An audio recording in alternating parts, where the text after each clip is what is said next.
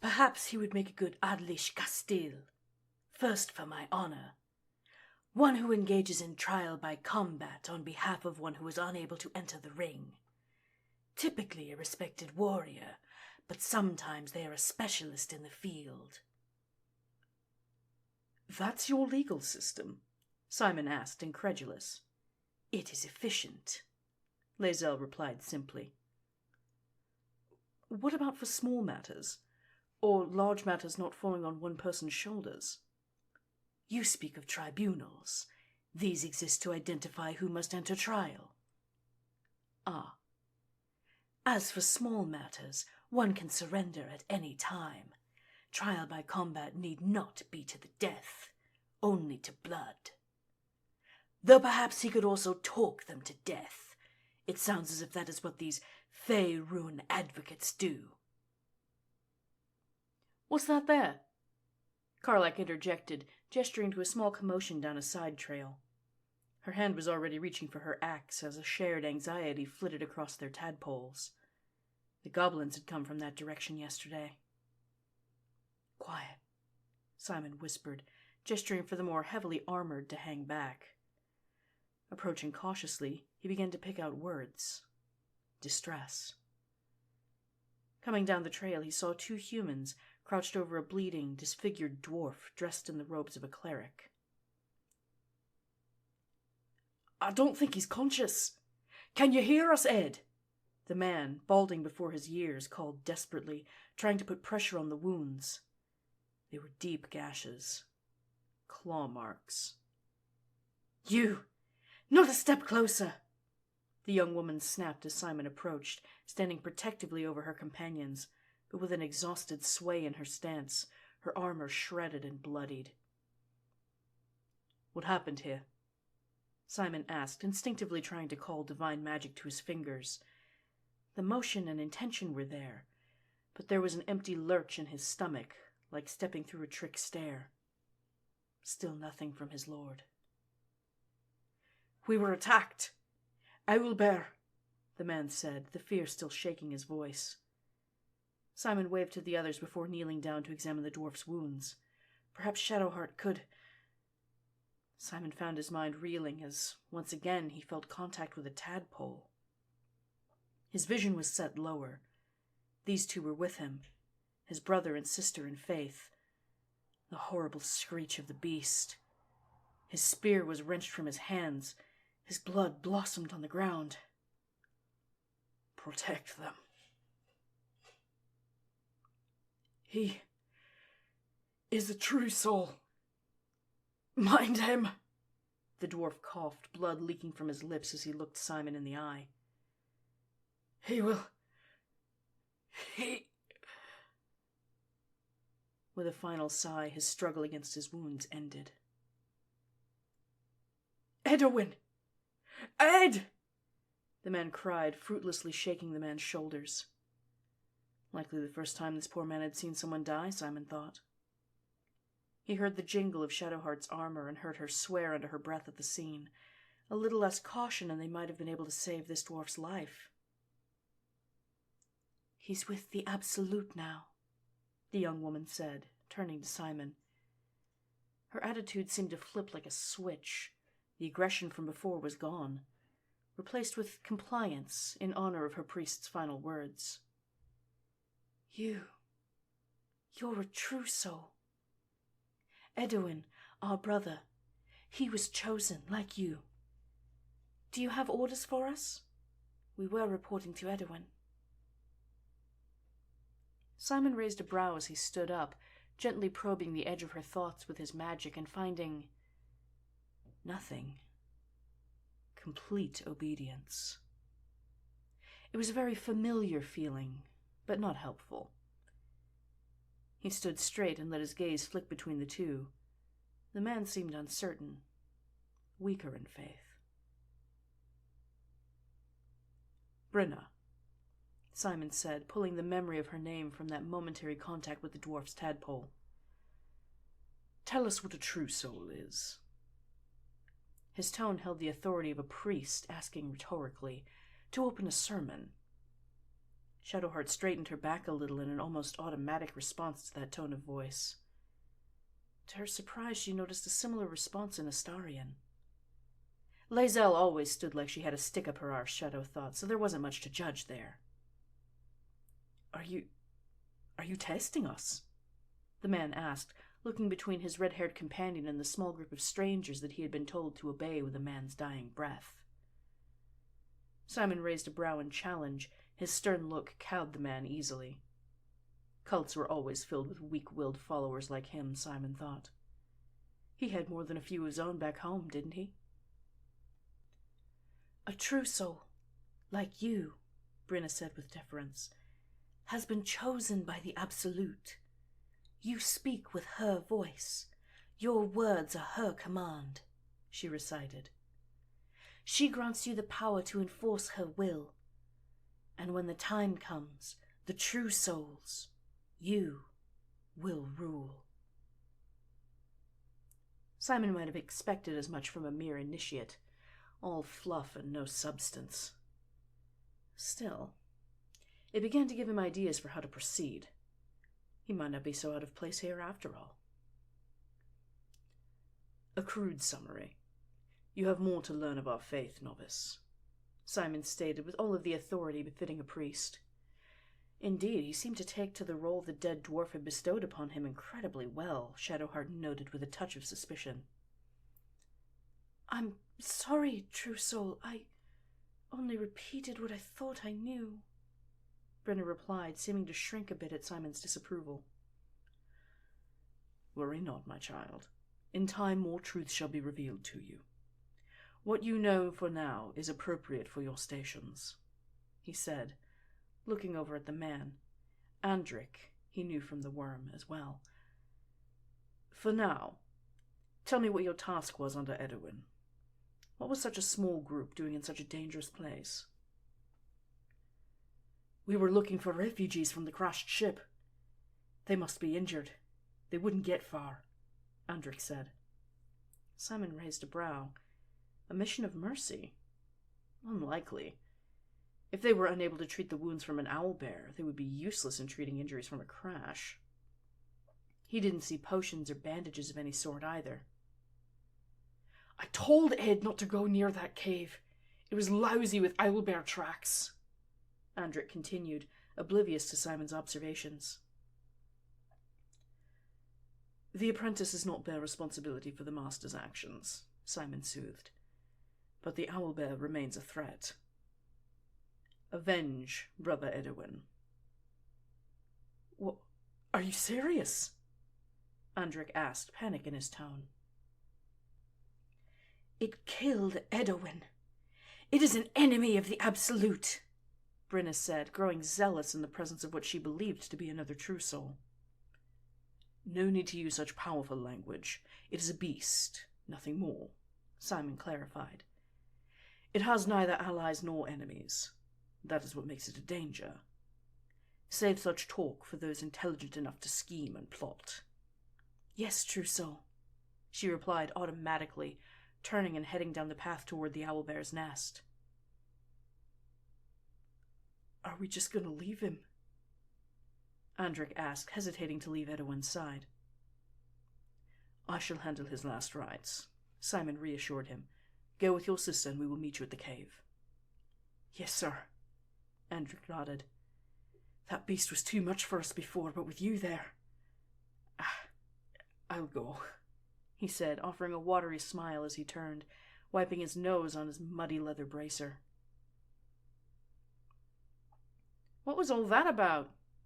Karlach asked, approaching with the others as the two left the body. Seems there's a new religion on the Sword Coast, Simon remarked, kneeling down to examine the silver holy symbol hanging from the dead man's neck. Angular and decorated with a skull, it looked like it could easily be disguised as belonging to another deity, if one should enter less open-minded territory. Something inside of Simon squirmed in recognition, and something inside of the body squirmed in reply. He watched with revulsion as a tadpole wormed its way back out of the dwarf's eye socket, but his hand moved as if guided by invisible strings, reaching for the slimy thing. Another parasite. Shadowheart wrinkled her nose. Just smash it and be done with it. No, we might learn something from it. How to control them. Astarion interjected, watching intently as it wriggled towards Simon. Budding Illithid psionics lifted the worm without touch, and it nestled into Simon's palm like a tiny spaniel. Safe. Brother. Beautiful. Astarion is right. Having specimens will make studying them much easier, Simon replied, searching his pack for an empty jar and shaking the creature into it. The mucus it secreted was thick and kept it stuck to his hand for a moment, but gravity and the little monster's exhaustion finally won out. That's disgusting, Simon, Shadowheart said, openly judging him as he squeezed the cork back into the bottleneck. Disgusting as it may be, the opportunity for learning must not be avoided, Gale said. I can take that back to camp, start taking notes. Very well. Simon smiled, holding the jar out. Be careful with it. I doubt it would get far were it to escape, but we don't want to take any chances. Smells a bit garlicky, Gale observed, holding it out towards Astarion in jest. How dare you threaten me with seasonings, Gale of Waterdeep? Astarion huffed, batting his hand away. First observation, repellent to vampires. Gale chuckled, heading back down the path towards their camp with his prize held up for closer observation. Repellent to all, Lae'zel growled. Knowing that one of those parasites is inside of me is abhorrent. That those cultists think it is a blessing is an abomination. But one we can use to our advantage, Simon replied. The tadpoles recognize each other, but don't give much insight to their host. Otherwise he'd have known we weren't with his cult. He continued, rifling through the man's pockets, hoping to find instructions, a map, a book of prayers, anything that might help guide his new ruse. This man wasn't highly ranked in this cult either, Simon remarked. The novices only call him brother, and he's been sent out into the field for menial tasks. There must be higher leadership around here. You seem to know an awful lot about it, Karlak remarked. I mean, when you lay it all out like that, it makes sense, yeah, but... Oh, who hasn't had a little cult involvement in their youth? Simon asked, waving off her concerns and trying not to look at anyone directly. Not me, Will said, a little too quickly. Or me. Well, I reckon Zariel counts, but not willingly, Karlak added. Any other protestations to register? Astarion smirked. Lae'zel, Shadowheart. We Githyanki are united in our veneration of our undying queen. We have no use for idols, for she walks among the living. So that's a yes as well? Come on, no time to dally, Shadowheart said, openly ignoring Astarion's question and striding down the path. There's an owlbear to deal with. Clerics do get touchy with that question, don't they? Astarion laughed, tossing his hair lightly and following. Now, don't get too spread out, Simon called, rising from the corpse's side and jogging after them. Hunting predators is inherently risky. No hunt is ever truly safe, of course, as countless noblemen trampled by horses, or gored by hart, or poisoned by assassins could attest. But hunting predators is the closest most people come to hunting monsters. Owlbears straddle that line, monstrous in form and origin, but lacking the cunning and ability that characterizes most monsters. A popular first for fledgling monster hunters and adventurers to cut their teeth on, or be cut down by. The numerous skeletons and battered armor in the cave proved that this owlbear was perhaps a cut above the rest. Clever enough to not get taken down yet, anyway. All right, Will, you're a monster hunter, Simon began, and we are faced with a monster. What do you propose? Honestly, I propose leaving it to keep doing its business, Will said under his breath, gesturing to a half-eaten goblin near the cave mouth. But you were right before. It doesn't have friends or foes. With those refugees about, it's too dangerous to let it live. Could take out a tiefling just as easily as a goblin.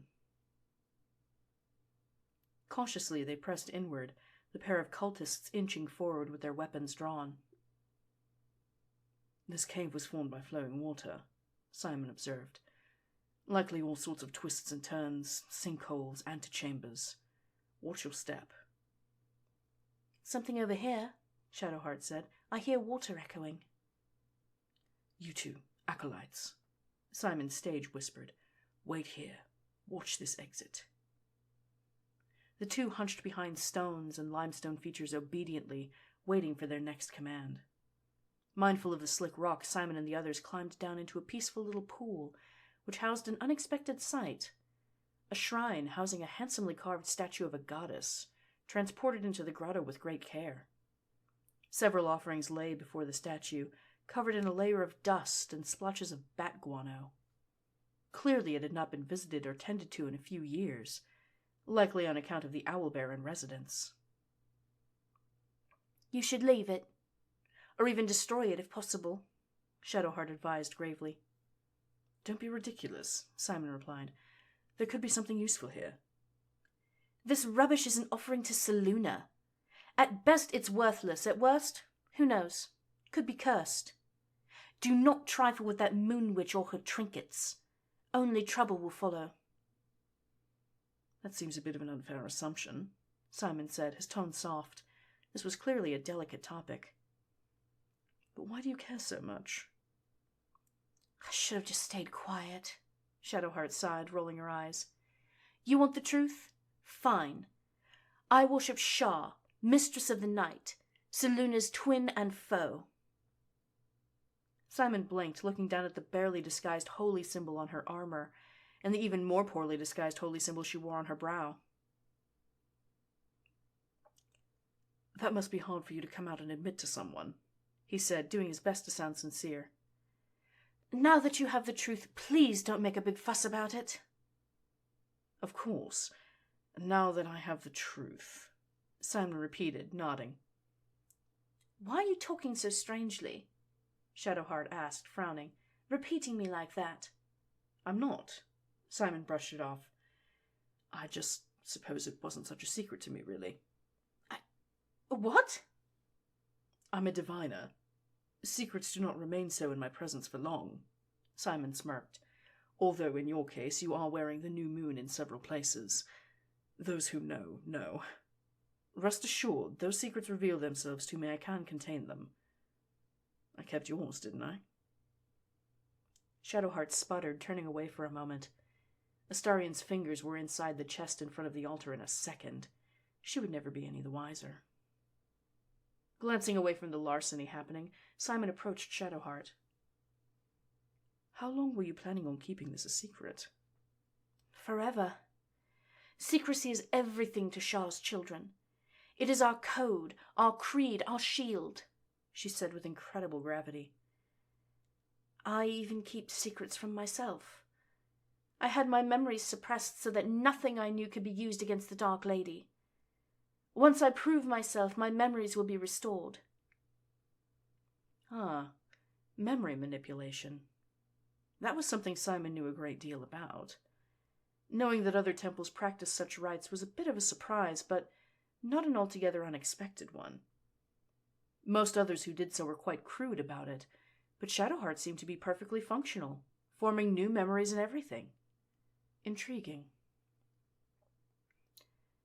I'm not sorry I kept this from you. Not one bit, she said, puffing up slightly. Though perhaps that might change, if you can show an open mind. Simon heard the sound of Astarion's leathers creaking as he stood back up, the lid of the chest returned perfectly in place. We can discuss this later, he said. For now, we do have more pressing matters at hand. Indeed we do. I didn't expect you to take this so pragmatically, Shadowheart said, giving him a quick once-over, as if expecting to find something new in him. Although with how you responded to Astarion's little secret. Pragmatism is going to be our bread and butter for the foreseeable future, Simon said, and I can foresee quite a lot. Look, tracks on the far side, Will pointed to the other side of the pool, and sure enough, the opposite bank was littered with owlbear prints, large and small. Mother and cubs. Will explain the sheer number of dead back up there if she's got mouths to feed. I'd say it explained the aggression too, but it's an owlbear, Shadowheart said. The only non-aggressive ones are stuffed. Right. Looks like we can come at her from two sides then, Simon reasoned. Shadowheart, you and Will go meet up with our little acolytes. Astarion, see if you can find some high ground to shoot from. Karlak, if you'll come with me, please. We can flush the owlbear out and approach from both sides. Should we have a signal for attacking? Shadowheart asked. I think Astarion's first shot will be all the signal we'll need. You'll know when the beast screams, Will said, though we'll want to move fast. Owlbears have incredible foot speed. The stench of animal and death was heavy at the back of the cave, along with the fresh metallic scent of blood. The hulking mass of the owlbear was not subtle, 8 feet at the shoulder, all feathers and claws and razor-sharp beak, and the creature seemed to be pacing, agitated. It knew there were intruders. Why not attack? Keep back, soldier, Karlak whispered. Something's not right, and we both know it'll tear through you like wet paper. Hurtful but fair, Simon whispered back. They crept forward, and as the creature turned its head they froze, but it did not seem to notice them amidst the scents already present, thanks to their little trip through the pool. Blood dripped from a damaged eye socket, and Simon recognized Edwin's, spear tip lodged there. Karlak gestured to the owlbear and then to her eyes, glancing back at Simon for a brief moment to see if he got the message. He frowned, his fingers starting to trace a spell from his place in the dark. Te occludo oculos, he toned, his command shaking the dust from the walls near him as a spray of sticky, inky black lashed across the owlbear's face. Shrieking, the beast thrashed wildly as its already diminished sight was lost entirely. The whistle of an arrow was lost under the sound of the monstrosity's roar, but its following screech and heavy flinch confirmed that Astarion's strike was true. "Fuck it, let's go!" Karlak yelled, charging forward with axe in hand. At her cry, the owlbear's head swiveled, catching her sound. It swung a massive paw and caught her across the chest, roaring as it reeled back at the shock of fire. "Ha! That's all you got!" she yelled, her blood sizzling as it was exposed to the air. With a mighty swing, Karlak buried her axe under the owlbear's arm, a decade of fighting massive demons directing her to target the joints. The acolytes charged in, weapons drawn and cries for vengeance on their lips, and the chaos of melee broke out. Screeching, swiping, swinging, woven with the crackle of spells and the spatter of blood. This was not a proper hunt. Nor was it utilitarian extermination. This was messy, harsh, cruel, utterly distasteful. Simon's would-be followers threw themselves into the fray with a frenzy of bloodlust that he ordinarily associated with gnolls, blinded utterly with zeal and a thirst for vengeance. Even once their combined might had brought the owlbear to the ground, Brenna continued swinging. "Enough," Simon called, his tone firm. "Acolyte Brenna, do you think you can kill that beast any more?" "No, true soul," she panted, stepping away from the beast's still form. "Good. I was starting to wonder if you were a beast yourself. Is that what the Absolute wants?" "No, sir," she barked, "or you would have let me continue." "You're not like any true soul we've ever met," Andric said, frowning slightly. "Is that a problem, novice?" Simon asked, narrowing his gaze. No, sir," Andric said, backing off a half-step. "Because the way you said that, it sounded as though you had a problem." Simon smirked a little into his reply. He rarely found himself so unchallenged in a conversation. Both novices bowed their heads and stood still, the soft pant of breath and cautious shuffling the only sound in the cave for a moment. Right. Who's injured? Shadowheart asked, breaking the silence with her stoic practicality. Her fingers began to glow blue with soothing light, the weave dancing around her fingers in anticipation. Karlak? Might not want to touch for that, soldier, Karlak said, gesturing down to the sparks of flame jumping from her wounds. The boiling blood looked extremely painful, but Karlak didn't seem to notice. No need. I have other methods, Shadowheart replied, her words filled with divine energy as she spoke. A subtle glow lit her eyes as she released her spell, the sound of her words easing the bleeding and closing Karlak's wound without even a wave of the hand. Nice trick! Probably going to be using that one a lot, Karlak grinned. A soft, cooing cry interrupted the exchange as an owlbear cub emerged from among the rocks and stalagmites, just as Will had predicted. What'll we do with this little guy? Karlak asked, frowning slightly. Leave it, Shadowheart said. Let nature take its course. Seems rather cruel, Will replied, also frowning. Though we can't exactly take it with us to raise now, can we? I'll handle it, Simon said, taking a breath and stepping toward the cub.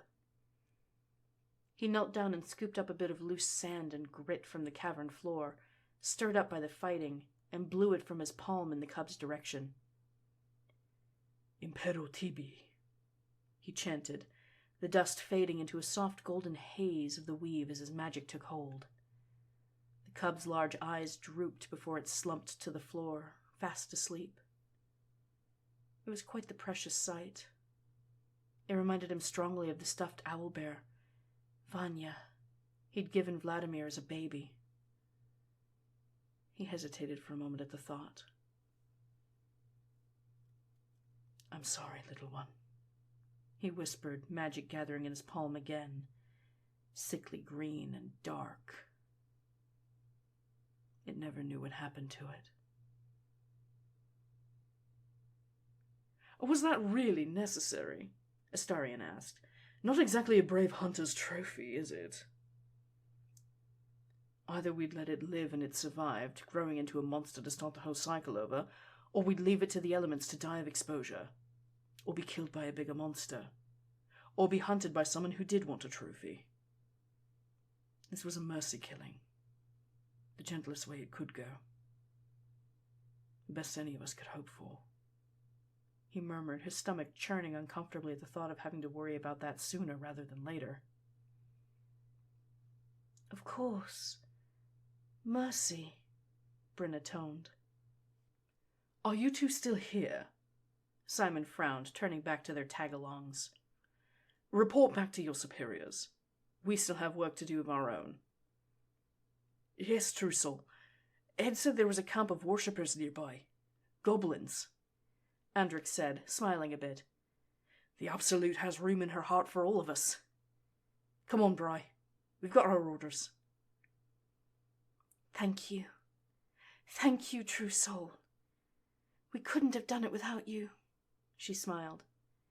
May the Absolute keep you. As soon as Simon could no longer hear their footfalls, he seemed to droop, as if a trellis had been removed from under a vine. Oh, I didn't like that at all, he murmured, rubbing his eyes and turning away from the scene of violence they had enacted. Please let us go. You didn't like that, Seemed like you took to it like a duck to water, Shadowheart said, pursing her lips a bit. It comes with the territory of being a lord, he sighed, hurrying towards the cave mouth. Please, I'd like to put this whole messy business behind us for the moment. Very well, my lord, Astarion chuckled, though I can't imagine having power like that over people and not enjoying it. Can I be the true soul next time, then? He tittered, jogging along behind.